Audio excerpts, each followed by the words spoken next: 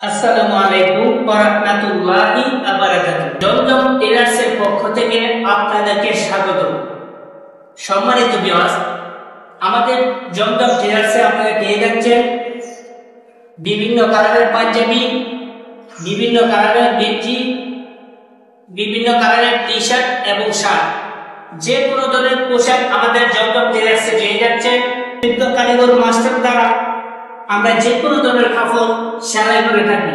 চলে আসুন, আমাদের ঠিকানা জমজম টেলার্স, ঈদগাহ রোড, দত্তবাড়ি মার্কেট, নাসিরনগর, ব্রাহ্মণবাড়ি।